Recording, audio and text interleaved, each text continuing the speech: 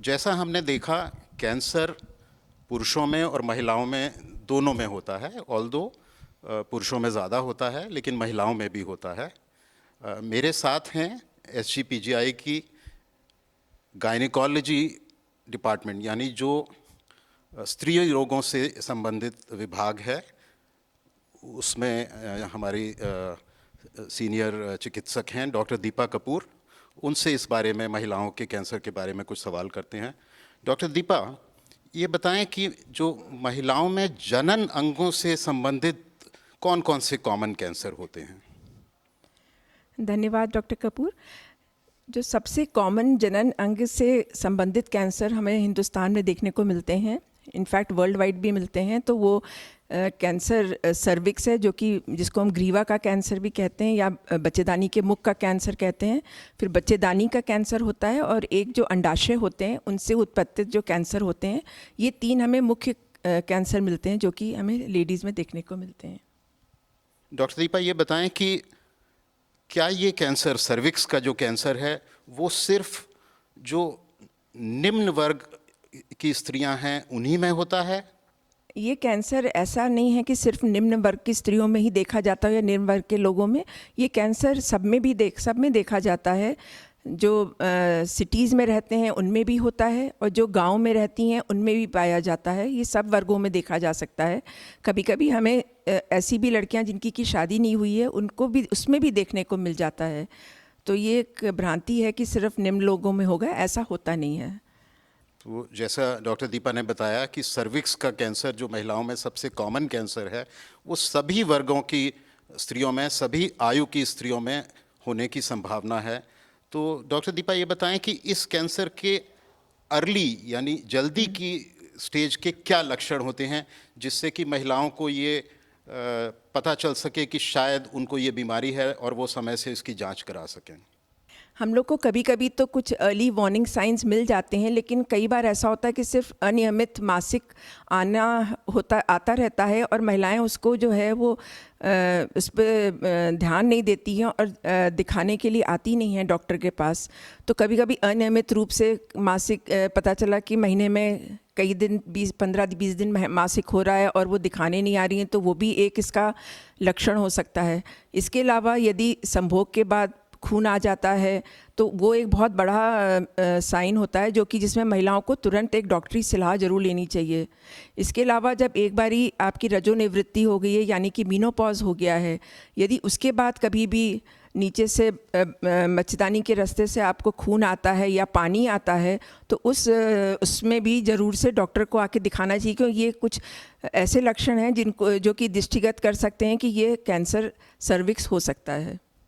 तो जैसा डॉक्टर दीपा ने बताया कि कुछ लक्षण होते हैं जिससे कि इस बीमारी का अंदेशा लग सकता है, लेकिन ज़रूरी नहीं कि वही लक्षण हो तब ये बीमारी हो। इसलिए इस बीमारी की रोकथाम करना, कैसे उसको रोका जाए या कम किया जाए या उसकी जल्दी पता चल जाए, ये बहुत ज़रूरी है। तो डॉक्टर दीपा, क्या सरकार की तरफ से ऐसे कुछ प्रोग्राम हैं जिनका महिलाएं फ़ायदा उठा सकती हैं ताकि वो अपना रेगुलर चेकअप करा सकें और इस कैंसर का जल्दी पता चल सके? जी हाँ, हमारे यहाँ गवर्नमेंट की तरफ से भी और डॉक्टर्स खुद अपनी तरफ से भी काफ़ी कुछ इसके लिए कर रहे हैं। एक तो हम लोग के जो स्क्रीनिंग प्रोग्राम जिसको कहते हैं, उसमें एक पैप्समियर नाम का एक होता है, बहुत छोटी सी जांच होती है, उसमें कोई दर्द नहीं होता है, कोई परेशानी नहीं होती है। उसको हर लेडी को, हर स्त्री को कम से कम 3 वर्ष में एक बार ज़रूर करवाना चाहिए, 25 साल की उम्र के बाद से या शादी की उम्र से, और ये 65 साल तक इसको करवाना चाहिए। और गवर्नमेंट ने बहुत सारे डॉक्टर्स को, आशा जितनी होती हैं, आशा वर्कर्स हैं, ANMs हैं, और पेरिफेरी में इवन डॉक्टर्स को उन लोगों ने पढ़ाया, मतलब उनको सिखाया है कि एक एस्टिक एसिड होता है 3 to 5%, उसको लगा के अगर स्त्री का वहाँ पे जांच करी जाती है तो देखने में अगर उसमें कोई सफ़ेद सा निशान नज़र आता है तो वो एक खतरे का साइन होता है, और इसको फिर तुरंत वो लोग मतलब उचित डॉक्टर के पास रेफ़र कर देते हैं, जिससे कि उसका पता चल सके। तो इस तरह से हमको, हमारे पास भी जो भी स्त्री आती है, हम लोग को हमेशा उसकी जांच ज़रूर करनी चाहिए, ये देखने के लिए कि कोई प्रॉब्लम है तो नहीं। सर्विक्स का इतना कॉमन है कि ज़रूर इसकी सारे डॉक्टरों को जांच ज़रूर करनी चाहिए जब भी कभी स्त्री किसी वजह से भी आपको दिखाने आए। और गवर्नमेंट का भी इसमें बहुत सहयोग है हम लोगों को। वो हर तरह से कोशिश कर रही हैं कि जो गांव-गांव में भी जो भी वर्कर्स हैं उनको इस तरह से हम लोग प्रशिक्षित कर दें कि वो लोग इसको देख सकें। आमतौर से वैक्सीन जो इन्फेक्शियस डिजीज़ेज़ हैं, यानी जो बैक्टीरिया या वायरस से होती हैं, उनको रोकने के लिए इस्तेमाल की जाती है। जैसा कि आजकल भी पूरा विश्व और हम सब लोग कोरोना की वैक्सीन का इंतज़ार कर रहे हैं, लेकिन कुछ कैंसर भी हैं और उनमें से सर्विक्स एक ऐसा कैंसर है जिसके लिए एक वैक्सीन है। तो डॉक्टर दीपा, इस वैक्सीन के बारे में बताएं कि महिलाओं को कब ये वैक्सीन लगानी चाहिए और वो कैसे लगाई जाती है। हिंदुस्तान में मूलतः 2 प्रकार की वैक्सीन अवेलेबल हैं कैंसर सर्विक्स के लिए। एक है बाईवैलेंट वैक्सीन जिसको कि सर्वेरिक्स के नाम से है, और एक क्वाड्रीवैलेंट है जो कि गार्डेसिल के नाम से है। 2 वैक्सीन हैं और इससे हम लोगों को देखा गया है कि इससे काफ़ी हम लोग इसको बचाव कर सकते हैं कैंसर का। तो ये बचपन में बच्चों को 9 वर्ष की उम्र से और 45 वर्ष तक की उम्र के की स्त्रियों के लिए हमारे हिंदुस्तान में इसको मान्यता दी गई है। तो जो 9 वर्ष से और 14 वर्ष तक की लड़कियां होती हैं उनको 2 डोज दी जाती है, एक 0 डोज और एक 6 मंथ्स पे डोज 6 महीने पे दी जाती है। और जो 15 से और 45 तक की स्त्रियों को 3 डोज दी जाती हैं, एक 0 दी जाती है, फिर 2 मंथ्स पे देते हैं, और गार्डेसिल को और सर्वेरिक्स जो होती है वो 1 मंथ पे देते हैं। उसके बाद 6 महीने पे उसको रिपीट करना होता है, 3 डोज दी जाती है। लेकिन एक ये बात ज़रूर बहुत इम्पॉर्टेंट है कि वैक्सीन देने का मतलब ये नहीं है कि आपको कैंसर सर्विक्स से छुटकारा मिल गया या वो उससे पूरी तरह से क्योर हो जाएगा। जो हम लोग ये हेल्प ज़रूर करता है, और लड़कियों में अभी देखा जा रहा है कि अच्छी एंटीबॉडीज़ बन जाती हैं, तो उससे फ़ायदा ज़रूर है। लेकिन इसके बावजूद भी आपको अगर वैक्सीन लग गई है तब भी आपको पैप स्मीयर करवाना बहुत बहुत आवश्यक है। हर 3 वर्ष पे 65 साल तक की उम्र के लिए स्क्रीनिंग बहुत ज़रूरी है। ये ना सोचें कि वैक्सीन लग गई है तो हमको जो है कैंसर नहीं होगा। तो जैसा हमने देखा कि स्त्रियों में भारत में कैंसर सर्विक्स सबसे कॉमन कैंसर है। ये सभी उम्र की और सभी वर्ग की महिलाओं को हो सकता है।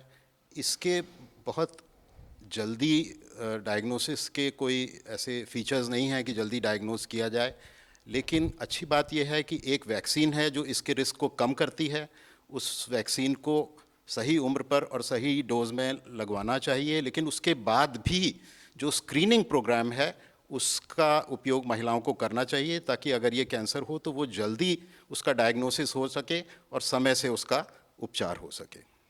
वैक्सीन कैंसर सर्विक्स के रिस्क को कम करती है और स्क्रीनिंग प्रोग्राम उसको जल्दी डायग्नोसिस करने में मदद करता है, लेकिन इसके बावजूद कैंसर सर्विक्स हो सकता है क्योंकि ये महिलाओं का एक बहुत कॉमन कैंसर है। तो डॉक्टर दीपा, ये बताएं कि इस कैंसर से इलाज से क्या हम एक्सपेक्ट कर सकते हैं। अगर हम देखें कि अगर महिला पूरे अपने जिस तरह से बताया गया है कि हर 3 महीने पे कराएं, अपनी जांच कराए जाएं, तो अगर मान लीजिए बहुत अर्ली स्टेज में ये पकड़ में आ जाता है तो इसका फुल क्योर होता है। सबसे अच्छी बात इस कैंसर की ये है कि इसको हम लोग पूरी तरह से इसका इलाज हो सकता है, क्योर हो सकता है, और पूरे विश्व में यही सबकी कोशिश है कि इसके ऊपर हम लोग विजय पा लें और इसको हम लोग हटा दें अपने इस विश्व में। ये कैंसर ही ख़त्म हो सकता है, ये यहाँ तक कि लोग प्रयत्न कर रहे हैं, क्योंकि अगर वैक्सीन इंसान ले ले और अपना पैप स्मीयर कराता रहे तो बहुत जल्दी पकड़ में आ जाए और ये पूर्ण रूप से क्योर कर सकते हैं इस कैंसर को। जैसा हमने पहले डिस्कस किया कि कैंसर औरतों की अपेक्षा में आदमियों में, मेन में ज़्यादा होता है। आज मेरे साथ हैं हमारे संस्थान के रेडियोथेरेपी विभाग। रेडियोथेरेपी वो विभाग है जो कैंसर का बिजली, जिसको हम आम भाषा में कहते हैं, बिजली की सिकाई से इलाज करता है। उसकी अध्यक्षा डॉक्टर पुनीता लाल। डॉक्टर पुनीता, ये बताएं कि हिंदुस्तान में आदमियों में सबसे कॉमन कैंसर कौन सा है। नमस्कार सर, धन्यवाद दूंगी आपको मेरे को आमंत्रित करने के लिए। आपका प्रश्न बहुत वैलिड है, क्योंकि पुरुषों में कैंसर की इंसिडेंस काफ़ी ज़्यादा है बनिस्बत महिलाओं के, और उसमें मुंह का कैंसर और फेफड़ों का कैंसर ये बहुत कॉमन है। मुंह का कैंसर पर्टिकुलरली हमारे कंट्री में सबसे ज़्यादा है, क्योंकि जिस तरह की आदतों के शिकार होते हैं व्यक्ति, उसके कारण मुंह का कैंसर सबसे ज़्यादा कॉमन है। तो डॉक्टर पुनीता ये बताएं कि जो आदमियों में ये ओरल कैविटी यानी मुंह का कैंसर इतना कॉमन है, आपने बताया कि सबसे ज़्यादा कॉमन है, तो क्या इसका कोई कारण है? पुरुषों में जो ये मुंह का कैंसर होता है वो एकमात्र जो सबसे मेन कारण है वो है तंबाकू का सेवन, और इसके अलावा अल्कोहल यानी शराब का सेवन। मगर तंबाकू किसी भी रूप में लिया जाता है, चाहे वो सिगरेट है, बीड़ी है, पान मसाला है, गुटखा, जर्दा, खैनी, किसी भी रूप में लिया जाए वो हानिकारक है और मुंह का कैंसर को काफ़ी बढ़ोतरी देता है। इसलिए इसका सेवन जहाँ तक ना किया जाए वो बहुत ज़रूरी है। और इसी कारण से यदि इसका सेवन बंद कर दिया जाए या ना शुरू किया जाए तो मुंह का कैंसर एक तरीके से प्रिवेंटेबल कैंसर कहलाया जा सकता है। मतलब उसको नहीं होगा, ये हम मान के सकते हैं काफ़ी हद तक। सरकार भी अपनी तरफ से प्रयत्न कर रही है और हमारी भी आप सबको ये सलाह होगी कि तंबाकू किसी भी रूप में प्रयोग ना करें, क्योंकि ये पूर्णतया सिद्ध हो चुका है कि तंबाकू के प्रयोग से ही जो मुंह का कैंसर है वो हमारे देश में बहुत ज़्यादा होता है। लेकिन इसके बावजूद हम देखते हैं कि तंबाकू का प्रयोग बहुत से लोग करते हैं। तो डॉक्टर पुनीता ये बताएं कि कैसे किसी व्यक्ति को ये अंदाज़ा होगा या ये डाउट होगा कि शायद उसको मुंह का कैंसर हो सकता है? इसके जल्दी डायग्नोसिस के क्या लक्षण हैं? सर, ये आपने बहुत अहम बात बोली कि सरकार भी जुटी हुई है इस चीज़ को कि किसी भी तरह से तंबाकू की सेवन कम हो, बंद हो जहाँ तक पॉसिबल हो। और डॉक्टर्स भी बार बार बोलते हैं कि आप इसका सेवन ना करें, मगर यथास्थिति बिल्कुल ही विपरीत होती है। अक्सर हम देखते हैं, स्पेशली अगर हम उत्तर प्रदेश में देखते हैं तो छोटे छोटे लड़के भी इस आदत के शिकार होते चले जा रहे हैं और इसीलिए ये कैंसर जल्दी ही आ रहा है। मतलब पहले जैसे कि अगर 55 साल की उम्र में औसत रूप से देखने को मिलता था, तो आज 45 साल की उम्र में देखने को मिल रहा है। तो जब ये आदत शुरू करते हैं, शुरू तो अक्सर थोड़ी सी एक शौकिया तौर पे शुरू की जाती है, मगर फिर उसके बाद वो एक लत सी बन जाती है और वो नॉन स्टॉप हमेशा खाने की या तंबाकू खाने की या सिगरेट पीने की शिकार हो जाते हैं। जब वो लेने शुरू करते हैं और बार बार लेते रहते हैं तो उससे जैसे उन्होंने अगर पान मसाला को अपने मुंह के अंदर रख लिया और पड़े रहा, जैसे जैसे वो पड़े रहा तो वो इरिटेट करता रहता है मुंह को और वहाँ पर कैंसर के लक्षण शुरू होते हैं। तो लक्षण बहुत पहले से पकड़ में आने लगते हैं अगर वो उस पर ध्यान दें। मुंह में जो है दाग बन जाते हैं, दांत एकदम से काले हो जाते हैं और उसमें तंबाकू का रंग चढ़ना शुरू हो जाता है और धीरे धीरे मुंह को जकड़ना शुरू करते हैं। वो स्थिति होती है कि मुंह अक्सर इन व्यक्तियों का कई सालों बाद खुलना कम हो जाता है और ये एक बहुत इम्पॉर्टेंट लक्षण होता है जिसको यदि वो समय से दिखाएं तो शायद फिर भी कुछ कैंसर प्रिवेंट किए जा सकते हैं। इसी तरह मुंह के अंदर सफ़ेद जर्दी बन जाती है धीरे धीरे करके, और वो भी अगर उनको दिखती है तो वो एक कैंसर से पहले की स्टेज मानी जाती है और इसमें भी हम कम से कम जल्दी पकड़ सकते हैं या प्रिवेंट कर सकते हैं इस तरह के कैंसर को। तो डॉक्टर पुनीता ये बताएं कि अगर किसी व्यक्ति को मुंह का कैंसर हो गया है तो उसके इलाज के क्या क्या तरीके हैं और उसमें क्या आउटकम हम एक्सपेक्ट कर सकते हैं? तो सर, जैसे मैंने आपको बताया कि अगर हम पहले पकड़ लें तो बहुत बेहतर है। यदि नहीं होता तो कभी कभी मरीज़ आता है, कहते हैं कि हमारे को मुंह में छाला है या कोई घाव है, नासूर है जो कि हमें दुख रहा है या कई महीनों से वो तंग कर रहा है। तो ऐसे में वो जितनी जल्दी हो सके किसी भी कैंसर विशेषज्ञ के पास जाएं, अपनी जांच कराएं, उसका टुकड़ा जांच या सुई की जांच करा के देखें। अगर उसमें वो पकड़ में आता है तो बिना विलंब करे ऐसे संस्थान में जाएं जहां पर कि सब तरह की सुविधा उपलब्ध है।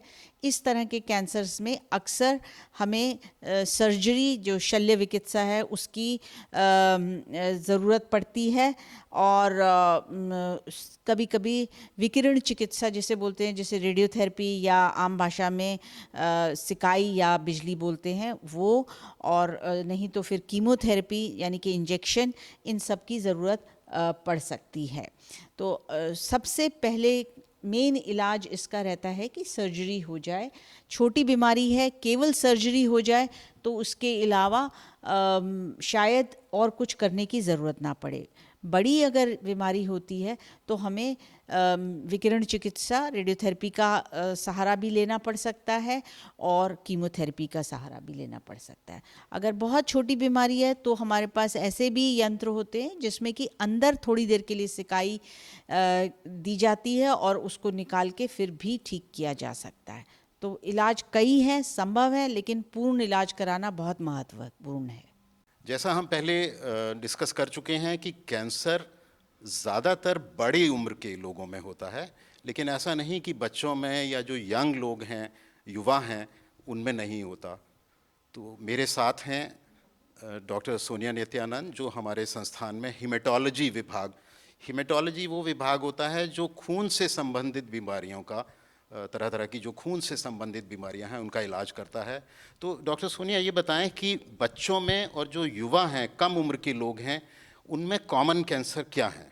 बच्चों में सबसे कॉमन कैंसर है ब्लड कैंसर, जिसे अक्यूट लिम्फोब्लास्टिक ल्यूकीमिया या ALL कहते हैं। जितने भी बच्चों में ब्लड कैंसर्स होते हैं, लगभग 34% ALL होता है। और इसके अलावा बच्चों में ब्रेन के या न्यूरोलॉजिकल सिस्टम के भी कैंसर्स कॉमन होते हैं। और इसके बाद एक और किस्म का ब्लड कैंसर होता है जिसे लिम्फोमा कहते हैं। वो भी लगभग 11% ब्लड जो कैंसर्स होते बच्चों में, उनमें ये पाया जाता है। कोई भी माँ बाप ये नहीं चाहते या सोच सकते हैं कि हमारे बच्चे को कैंसर है, लेकिन जैसा हमने कहा बच्चों में भी कभी कभी कैंसर हो जाता है।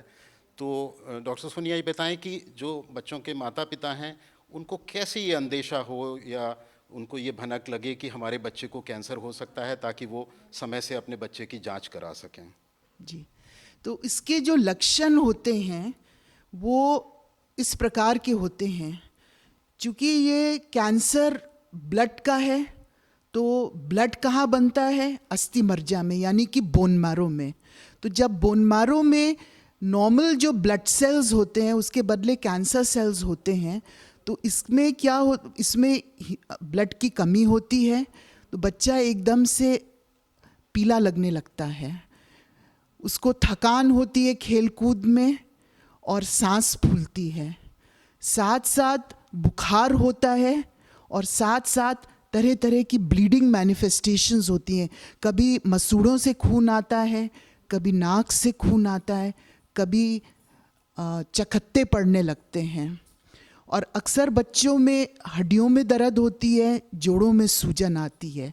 तो एक लक्षण से नहीं, ये जब एक साथ लक्षण होते हैं तो आदमी को इस तरफ ज़रूर सोचना चाहिए। मन नहीं मानता है कि मेरे बच्चे को ब्लड कैंसर है, पर ये चीज़ें सोचते हुए एक बारी किसी डॉक्टर को दिखा के ब्लड की जांच जरूर करा लेनी चाहिए। किसी भी माता पिता के लिए ये बहुत ही एक बड़ी दुख की घड़ी हो सकती है कि उनके बच्चे को कैंसर का डायग्नोसिस हो, लेकिन अगर ऐसा होता है तो उन पेरेंट्स को बच्चे जब डॉक्टर के पास इलाज के लिए ले जाएंगे तो इन बच्चों का आप कैसे इलाज करते हैं? सबसे पहले तो ये जानना बहुत ज़रूरी है कि ये कैंसर में बहुत हाई क्योर रेट्स हैं। ये एक ऐसा कैंसर है जो दवा से जड़ से उखड़ सकता है। तो पहली चीज़, एकदम निराशा नहीं पकड़नी चाहिए, एक उम्मीद रखना चाहिए पेरेंट्स को कि अगर हम ठीक तरीके से इसका इलाज कराएंगे तो लगभग 80% चांस है कि केवल दवा से ही मेरा बच्चा क्योर हो जाएगा। इसमें ये एक ऐसा कैंसर है जिसमें आपको कीमोथेरेपी देनी पड़ती है और कीमोथेरेपी से ही क्योर हो जाने की संभावना होती है। और इसमें जो कीमोथेरेपी है वो लंबी चलती है, लगभग 2.5 से 3 साल चलती है और पहले बहुत इंटेंसिव होती है कीमोथेरेपी, तेज़ दवाएं दी जाती है पहले 3 महीने के लिए, और जैसे जैसे समय बढ़ता है तो कीमोथेरेपी हल्की हो जाती है और अंत में लगभग 2 साल, 1.5 से 2 साल का इसमें हल्की कीमोथेरेपी का मेंटेनेंस होता है। पूरी कीमोथेरेपी करानी ज़रूरी है क्योंकि ये ऐसा कैंसर है, जैसे मैंने बताया है, कि कैंसर की दवाओं से जड़ से उखड़ सकता है। तो जैसा डॉक्टर सोनिया ने बताया कि ज़्यादातर ब्लड कैंसर्स जो बच्चों या युवा लोगों में होते हैं उनका इलाज मेनली कीमोथेरेपी के ज़रिए किया जाता है।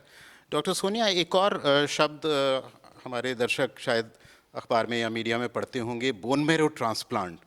तो बोन मैरो ट्रांसप्लांट क्या है और इसका ब्लड कैंसर में क्या रोल है?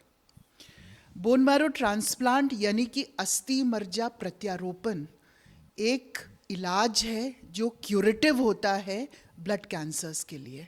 जैसे मैं पहले ही बता चुकी हूँ कि बच्चों का ब्लड कैंसर यानी ALL कीमोथेरेपी से, कैंसर की दवाओं से ही क्यूरेटिव है, पर कुछ मरीज़ जिनमें ALL वाले जिनमें बीमारी वापस आती है या और टाइप के ब्लड कैंसर्स जैसे अक्यूट माइलॉइड ल्यूकीमिया में बोन मैरो ट्रांसप्लांट की ज़रूरत पड़ती है।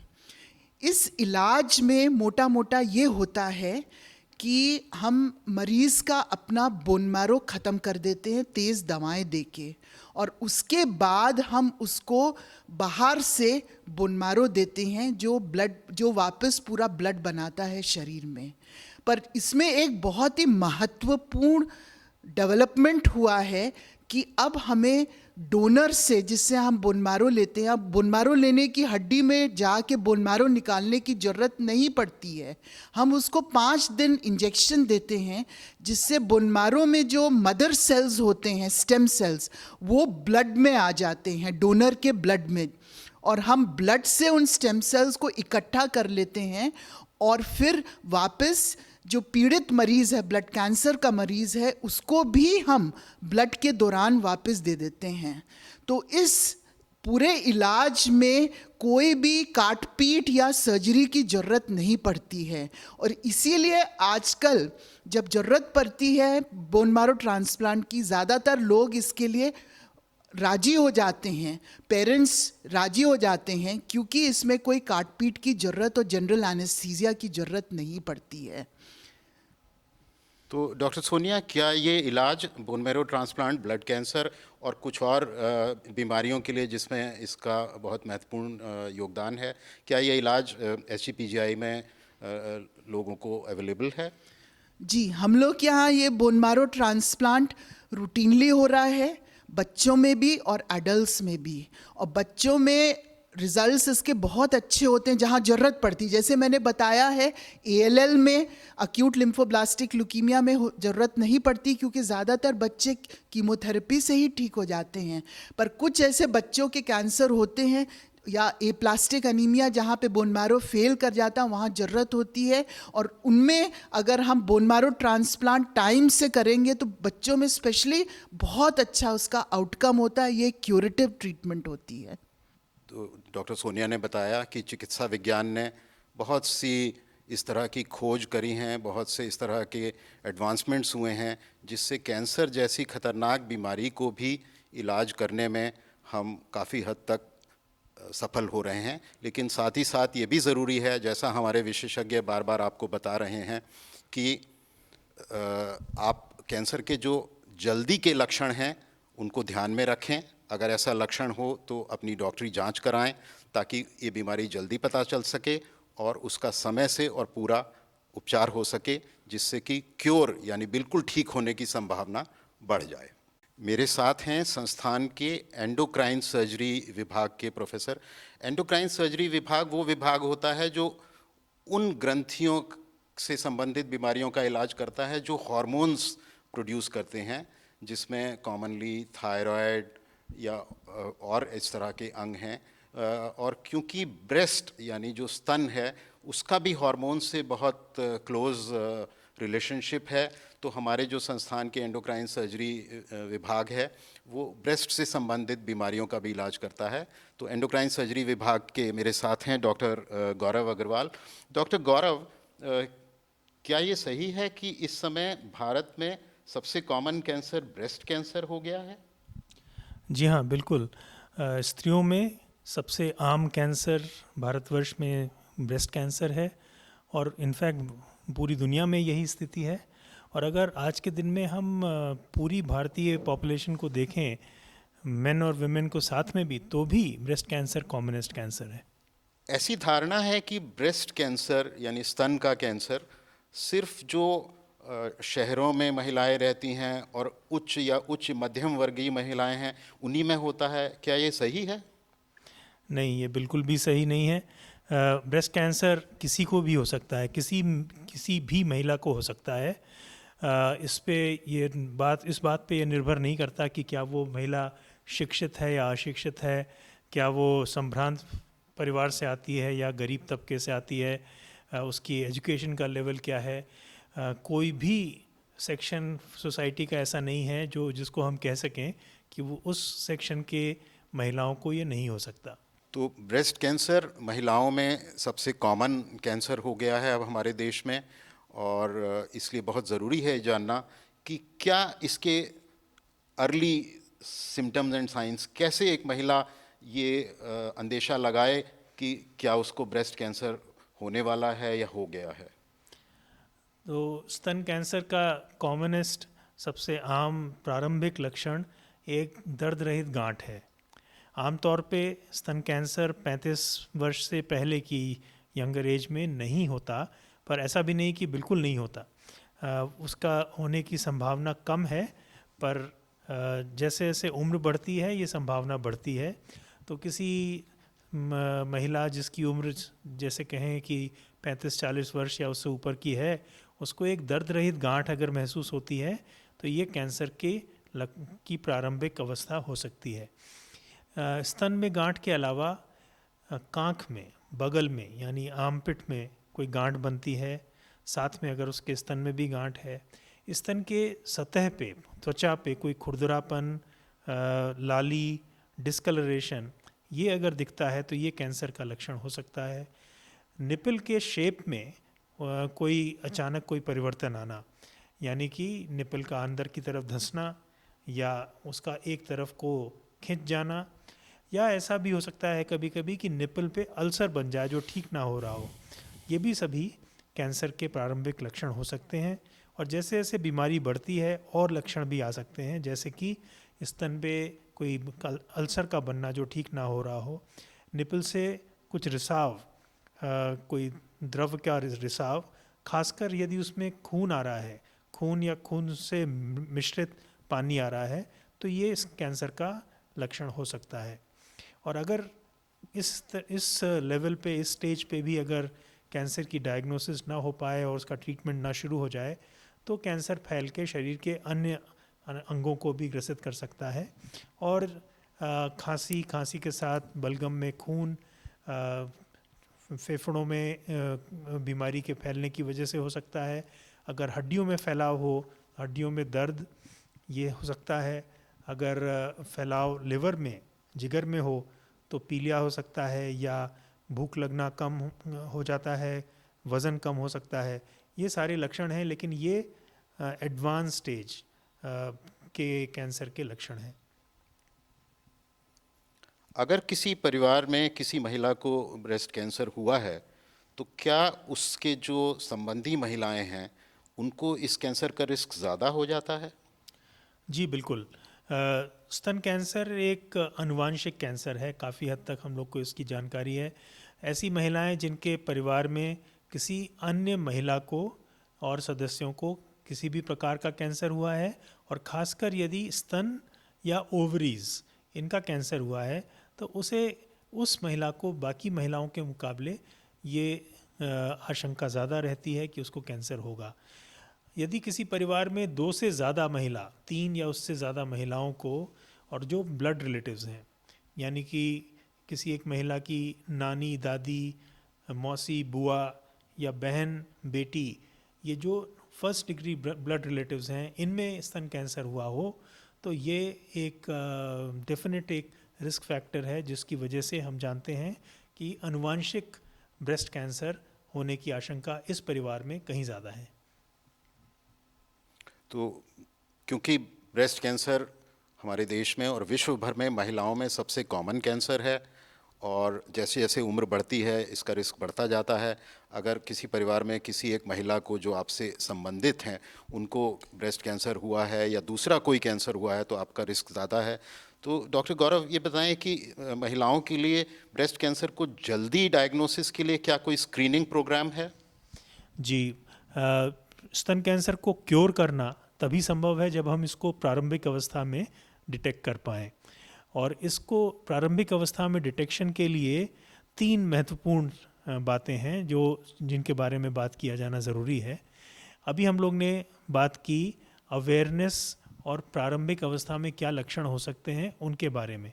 तो ये जागरूकता समाज में हो कि स्तन कैंसर एक आम कैंसर है, किसी को भी हो सकता है, और उसके प्रारंभिक लक्षण क्या हैं, जिसकी सहायता से महिलाएं स्वयं से अगर कोई बदलाव, कोई गांठ, कुछ ऐसी समस्या अपने आप से डिटेक्ट करती हैं तो समय रहते उसका इलाज करा पाएँ। लेकिन जो दूसरा एक अहम स्ट्रैटेजी है जो कि स्तन कैंसर को प्रारंभिक अवस्था में डिटेक्ट करने में मददगार है, वो है स्क्रीनिंग। स्क्रीनिंग ऐसा कॉन्सेप्ट है जो किसी भी बीमारी को बिना किसी लक्षण के हुए डिटेक्ट करने में सक्षम है। जैसे उदाहरण के तौर पे यह सलाह दी जाती है कि 40 वर्ष की अवस्था के बाद हर इंसान को, हर पुरुष स्त्री को साल में एक बार अपनी शारीरिक जांच करानी चाहिए, जैसे कि उसमें ब्लड प्रेशर की जांच हो, खून में शुगर की जांच हो, जिससे कि यदि किसी को डायबिटीज़ या ब्लड प्रेशर हो रहा हो तो उसकी जानकारी मिल पाए और उसका इलाज जल्दी से जल्दी शुरू हो पाए। इसी प्रकार किसी महिला को जिसको स्तन में कोई गांठ ना महसूस हो रही हो या किसी भी प्रकार की कोई समस्या न महसूस हो रही हो, फिर भी 40 वर्ष की अवस्था के बाद से वो साल में एक बार एक डॉक्टर से अपनी जांच कराए। वो डॉक्टर शायद उसकी स्तन की मेमोग्राफी यानी एक खास प्रकार का एक्सरे भी करेगा। ये है स्क्रीनिंग का कॉन्सेप्ट। इसके मदद से ऐसे स्टेज पे कैंसर्स को डिटेक्ट किया जा सकता है जबकि वो ट्यूमर बहुत ही छोटा है और जब उसको क्योर कर दिया जाए। सरकार, भारत सरकार स्तन कैंसर और तमाम और कॉमन कैंसर्स जैसे कि सर्वाइकल कैंसर, मुख का कैंसर, इसके बारे में स्क्रीनिंग प्रोग्राम चला रही है। पूरे भारतवर्ष में ये संभावना आज के दिन में है कि कोई भी महिला जिसको जो चाहे वो एक सरकारी अस्पताल में जा कर के अपने लिए कैंसर की स्क्रीनिंग करा सकती है। साथ ही पॉपुलेशन बेस्ड स्क्रीनिंग सरकार द्वारा शुरू की गई है। प्रारंभिक अवस्था में, प्रारंभिक स्टेज में सरकार ने लगभग 100 जिलों में इसको रोल आउट कर दिया है, जहां ASHA workers, anganwadi workers, paramedical staff, उनको ट्रेन किया गया है जो घर घर जा कर के महिलाओं को उनकी जांच करती हैं, और अगर उनको कोई ऐसी आशंका नज़र आती है कि किसी एक महिला को कैंसर हो सकता है तो उसे फिर वो सरकारी अस्पताल लेके जाती हैं, जिला अस्पताल लेके जाती हैं, और वहाँ उनकी जांच होती है और ज़रूरत होने पर इलाज किया जाता है। यदि किसी महिला को ब्रेस्ट कैंसर का पता चल जाता है, डायग्नोसिस हो जाती है, तो अक्सर हमारे डॉक्टर्स ने ये देखा है कि कुछ महिलाएं, ख़ासतौर से जो युवा महिलाएं हैं, वो इस डर से कि इस बीमारी के इलाज के लिए मेरा पूरा ब्रेस्ट या पूरा स्तन ऑपरेशन से निकाल दिया जाएगा और मेरे शरीर का जो अपीयरेंस है, जो छवि है, वो ख़राब हो जाएगी, वो अपना इलाज कराने नहीं जाती हैं। तो डॉक्टर गौरव, क्या ये ज़रूरी है कि हर मरीज़ को जिसको ब्रेस्ट कैंसर है उस महिला का पूरा स्तन निकालना ज़रूरी है? बिल्कुल भी नहीं। तथ्य तो ये है कि यदि समय रहते प्रारंभिक अवस्था में निदान हो जाए, डायग्नोसिस हो जाए, तो लगभग 70-80% महिलाओं का स्तन बचाया जा सकता है, और आज के दिन में हम लोग ये कर पा रहे हैं। वो सभी महिलाएं जिनको फर्स्ट या सेकेंड स्टेज में ब्रेस्ट कैंसर की डायग्नोसिस हो जाती है, उनमें स्तन को बचा के सिर्फ ट्यूमर को निकाल के और रेडिएशन थेरेपी दे करके वही नतीजा प्राप्त किया जा सकता है जो कि पूरे स्तन को ऑपरेशन द्वारा निकाल के मिलता है। तो आपके प्रश्न का जवाब यही है कि ज़्यादातर महिलाओं को स्तन से हाथ धोने की ज़रूरत नहीं है, उनके स्तन को बचा करके भी उनके कैंसर को क्योर किया जा सकता है। अनफॉर्चुनेटली यदि कैंसर ऐसी अवस्था पे जाके डायग्नोज हो जहाँ की ट्यूमर का साइज़ बढ़ चुका है, ट्यूमर ज़्यादा एडवांस स्टेज में है, वहाँ पर उस स्टेज में जाकर के स्तन को बचा पाना सिर्फ ब्रेस्ट कंजर्वेशन सर्जरी करके यानी छोटी सर्जरी करके क्योर कर पाना शायद उतना संभव नहीं है जितना प्रारंभिक अवस्था में है। डॉक्टर गौरव, ये बताएं कि क्योंकि ब्रेस्ट कैंसर इतना कॉमन कैंसर है, तो इसमें आउटकम यानी कि आगे की जीवन की इलाज के बाद क्या संभावनाएं रहती हैं? ब्रेस्ट कैंसर एक उन चुनिंदा कैंसर्स की श्रेणी में है जिनको हम लोग क्योरेबल कैंसर कहते हैं। हाँ, ये ज़रूर कहा जाना ज़रूरी है कि अगर प्रारंभिक अवस्था यानी फर्स्ट या सेकेंड स्टेज में डिटेक्ट हुआ हो तो, यानी दूसरे शब्दों में थर्ड और फोर्थ स्टेज में ये कैंसर क्योरेबल नहीं रह जाता, पर प्रारंभिक अवस्था में डिटेक्ट करके पूरा इलाज करके इसको क्योर किया जा सकता है। साथ के साथ ऐसी महिलाएं जिनके ब्रेस्ट कैंसर के लिए इलाज किया गया है वो अपना जीवन पूरी तरह से जी सकती हैं, अपना कार्य कर सकती हैं। अगर वो प्रोफेशनल हैं, टीचर हैं या प्रोफेशनल हैं, वो अपना व्यवसाय पूरी तरह से फॉलो कर सकती हैं। उनको किसी प्रकार की मानसिक शारीरिक दुर्बलता या अपंगता का सामना नहीं करना पड़ता। तो ब्रेस्ट कैंसर एक तरह से कहा जा सकता है कि अगर सही समय पे और पूरी तरह से इलाज करके उसको क्योर कर दिया जाए तो किसी को मालूम भी नहीं पड़ सकता कि इस महिला का ब्रेस्ट कैंसर के लिए इलाज हुआ था। यदि दुर्भाग्यवश किसी भी परिवार के सदस्य को कैंसर का डायग्नोसिस होता है, पता चलता है, तो स्वाभाविक है कि अगला सवाल मन में खड़ा होता है कि इसका इलाज कैसे होगा। और जैसा हम अपने विशेषज्ञों से सुन चुके हैं कि अलग अलग अंगों के, अलग अलग जगहों के जो कैंसर होते हैं उनका अलग अलग इलाज होता है। मेरे साथ हैं संस्थान के रेडियोथेरेपी विभाग, जो बिजली या सिकाई जिसको हम आम भाषा में कहते हैं, उससे कैंसर के मरीज़ों का इलाज करते हैं, उस विभाग के professor doctor Neeraj Rastogi. Doctor Neeraj Rastogi, ज़्यादातर आम लोग ये जानते हैं कि अगर कैंसर हुआ है तो ज़्यादातर कैंसर्स में ऑपरेशन की ज़रूरत पड़ती है और ये सही भी है, लेकिन सर्जरी के अलावा कैंसर के और क्या उपचार हैं?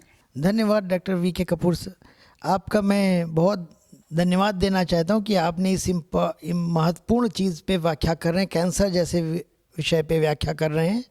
क्योंकि कैंसर का इलाज सर्जरी तो है ही है, सर्जरी के साथ इसका और इलाज रेडियोथेरेपी दी जाती है जो सिकाई कहते हैं, जिसके बारे में पहले भी बता चुके हैं, और साथ में कीमोथेरेपी होती है। कीमोथेरेपी के अलावा एक और है इम्यूनोथेरेपी होती है। ये चीज़ें, चार चीज़ें मिला के कैंसर का पूर्ण इलाज होता है। डॉक्टर रस्तोगी, बताएं कि क्या हर कैंसर में सर्जरी की ज़रूरत होती है या कुछ कैंसर ऐसे भी हैं कि जो बिना सर्जरी के कीमोथेरेपी, रेडियोथेरेपी या और जो आपने इलाज बताए उनसे ही पूरा उस कैंसर का इलाज हो सकता है? सही में ऐसा है। कुछ कैंसर्स ऐसे हैं जैसे कि औरतों में जो सेकंड कॉमनेस्ट कैंसर है, बच्चेदानी का कैंसर, उसमें ऐसा होता है अगर आप या तो केवल रेडियोथेरेपी से ठीक कर सकते हैं या उसको केवल सर्जरी से ठीक कर सकते हैं। और कुछ होते हैं, पेट के कुछ कैंसर होते हैं जिसमें अगर शुरू की स्टेज में होते हैं तो केवल सर्जरी से उसका इलाज किया जा सकता है। और कुछ ऐसे कैंसर होते हैं जैसे कि ओवरी का कैंसर, वो ऐसा कैंसर है वो सर्जरी के बाद केवल कीमोथेरेपी से ठीक किया जाता है, उसमें रेडियोथेरेपी की ज़रूरत नहीं पड़ती है। कैंसर ही अपने आप में ही एक ऐसी बीमारी है जो भय, डर और आशंका मन में ला देती है, और फिर उसके इलाज के बारे में सोचना, बहुत से लोग सोचते हैं कि अगर हम बिजली लगवाएंगे या कीमोथेरेपी लेंगे तो उससे बहुत नुकसान होगा, और इस डर से वो अपना इलाज पूरा नहीं कराते हैं। तो क्या ये सही है? क्या ये डर सही हैं? इस बारे में कीमोथेरेपी और रेडियोथेरेपी के जो प्रॉब्लम्स हैं उसके बारे में हमारे दर्शकों को बताएं। देखिए, कुछ तो दिक्कतें होती हैं, लेकिन वो दिक्कतें फ़ायदे के हिसाब से बहुत कम हैं।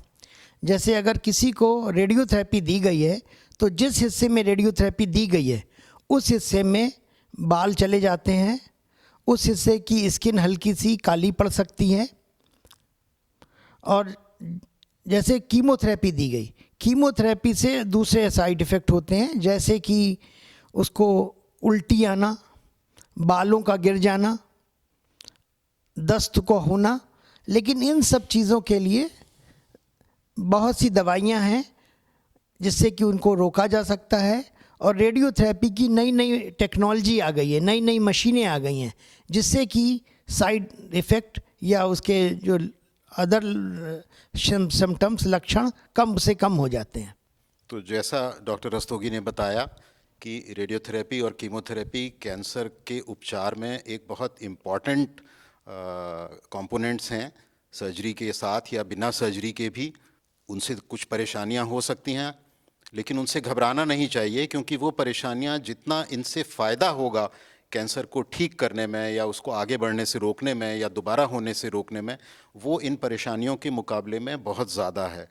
इसलिए यदि आपको सर्जरी के पहले या बाद में कीमोथेरेपी या रेडियोथेरेपी की सलाह दी गई है तो उनकी राय है कि उसको आप पूरा करें ताकि पूरे उपचार का अधिकतम फ़ायदा आपको या आपके मरीज़ को मिल सके।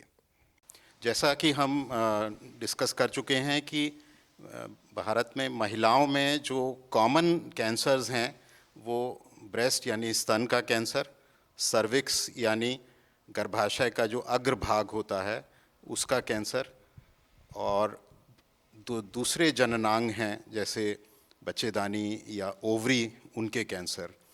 लेकिन हमारे देश में ख़ास तौर से उत्तर भारत में और उत्तर पूर्वी भारत में महिलाओं में गॉल ब्लैडर यानी पित्त की थैली का कैंसर भी बहुत ही कॉमन है।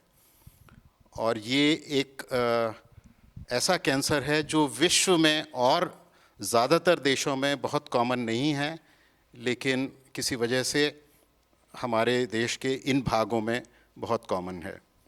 मेरे साथ हैं संस्थान की एक सीनियर सर्जन डॉक्टर अनु बिहारी, जिन्होंने गॉल ब्लैडर कैंसर पर बहुत शोध किया है।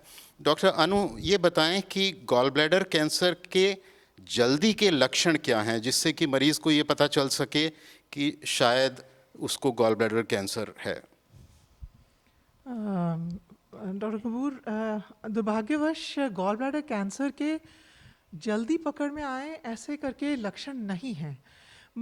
अक्सर ये देखा जाता है कि जब तक मरीज़ को लक्षण होते हैं तब तक कैंसर एक्चुअली बढ़ चुका होता है, और हम कैंसर को जल्दी तब भी पकड़ पाते हैं जब हम गॉल स्टोन, जो कि गॉल ब्लैडर की पत्थरी जो है, उसका ऑपरेशन करते हैं और गॉल ब्लैडर को हम पैथोलॉजी की जांच, जिसको आप बायोप्सी कहें, के लिए भेजते हैं, और उसमें अगर कैंसर पकड़ा जाता है तभी वो अर्ली स्टेज में पकड़ा जाता है। तो लक्षण के आधार पर हम गॉल ब्लैडर कैंसर को जल्दी नहीं पकड़ सकते, पर मैं कहूँगी कि जिनकी भी गॉल ब्लैडर में पत्थरी आती है और ऑपरेशन वो कहीं प्राइवेट में भी कराते हैं, किसी छोटे नर्सिंग होम में भी कराते हैं, तो डॉक्टर से हमेशा बल्कि इंसिस्ट करें कि हमारा गॉल ब्लैडर जांच के लिए भेजें, ताकि अगर उसके अंदर गॉल ब्लैडर कैंसर आता है तो हम उसको जल्दी से उसका सही इलाज कर सकें। ये एक बहुत महत्वपूर्ण जानकारी डॉक्टर अनु बिहारी ने बताई कि यदि आपके किसी संबंधी का, आपके किसी मित्र का गॉल ब्लैडर का ऑपरेशन हो रहा है, तो अक्सर ये होता है कि जो सर्जन हैं वो सोचते हैं कि गॉल ब्लैडर देखने में नॉर्मल लग रहा है और मरीज़ के कुछ पैसे बचाने के उद्देश्य से उसको बायोप्सी के लिए नहीं भेजते हैं, पर ऐसा करना ठीक नहीं है।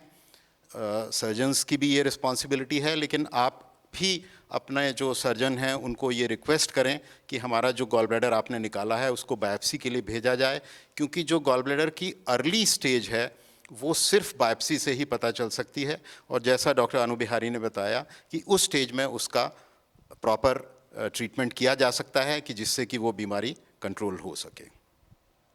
पुरुषों में मुंह का कैंसर, जो तम्बाकू खाने या चबाने की वजह से होता है, सबसे कॉमन कैंसर है हमारे देश में। लेकिन उसके बाद नंबर आता है लंग यानी फेफड़े के कैंसर का, और इस कैंसर के बारे में हमें जानकारी देने के लिए मेरे साथ संस्थान के पल्मोनरी मेडिसिन विभाग, पल्मोनरी मेडिसिन वो विभाग है जो फेफड़े से संबंधित बीमारियों का न सिर्फ कैंसर बल्कि बाकी बीमारियों का भी इलाज करता है, पल्मोनरी मेडिसिन विभाग के doctor Zia Hashim. Doctor Zia, lung cancer के जल्दी डायग्नोसिस या शुभा हो सके उसके क्या लक्षण हैं? लंग कैंसर के जो सबसे कॉमन पाए जाने वाले लक्षण हैं उनमें तो एक खांसी का लगातार बने रहना, दूसरी बात वज़न में कमी या भूख में कमी, इसके साथ कोई कहीं पे कोई गांठ का पाया जाना, ये, और अक्सर जो है देखा जाता है कि खांसी के अंदर खून का आना, तो ये एक कॉमन लक्षण है जो कि देखे जाते हैं इसमें। तो आपने बताया कि खांसी में अगर खून आया है तो वो कैंसर का एक जल्दी का लक्षण हो सकता है, लेकिन जैसा सब लोग जानते हैं कि खांसी में खून आना टीबी यानी ट्यूबरकुलोसिस का भी लक्षण है, तो इस बारे में आप क्या कहेंगे? जी बिल्कुल सही कहा आपने कि भारत में खांसी में खून आने का एक कॉमन कारण जो है वो टीबी भी है। तो इसके लिए कि हमारे जब भी किसी पेशेंट को ये परेशानी होती है उसको ज़रूरी है कि वो एक विशेषज्ञ से मिले और उसका जांच कराए। तो उसमें एक्सरे और उसके बलगम की जांच से ये पता चल जाएगा कि ये किस कारण से है, तो ये जांच कराना उसी समय बहुत ज़रूरी है कि ताकि मालूम हो सके कि कैंसर है कि वो ट्यूबरकुलोसिस। ऐसा क्यों है कि फेफड़े का कैंसर और अंगों के कैंसर के मुकाबले में हमारे देश में इतना ज़्यादा है? इसका क्या कारण है? इसका कारण ज़्यादातर जो स्मोकिंग से रिलेटेड होता है, क्योंकि हमारे देश में जो है स्मोकिंग कई तरीके से की जाती है, जिसमें कि हुक्का, बीड़ी, सिगरेट, और ये काफ़ी जगह गाँवों में बहुत ज़्यादा कॉमन है। तो इसके कारण जो है वो कैंसर ज़्यादा पाया जाता है, क्योंकि कैंसर जो है काफ़ी रिलेटेड है इस चीज़ से, स्मोकिंग से। और दूसरा कारण जो है वो पॉल्यूशन भी जो है, पॉल्यूशन का बढ़ता हुआ स्तर जो है वो भी एक इम्पोर्टेंट का कारण है इसका। तो जैसे डॉक्टर ज़िया ने बताया कि स्मोकिंग चाहे वो किसी भी रूप में हो, सिगरेट, बीड़ी या हुक्का, वो लंग यानी फेफड़े के कैंसर का एक बहुत महत्वपूर्ण कारण है, और इसलिए बहुत ज़रूरी है कि इन बुरी आदतों से बचा जाए ताकि फेफड़े के कैंसर के रिस्क को, और स्मोकिंग का न सिर्फ फेफड़े के बल्कि और अंगों के कैंसर के होने में भी काफ़ी योगदान है। इसलिए इस बुरी आदत से बचने से हम अपने आप को और अपने परिवार के सदस्यों को भी कैंसर के रिस्क से बचा सकते हैं।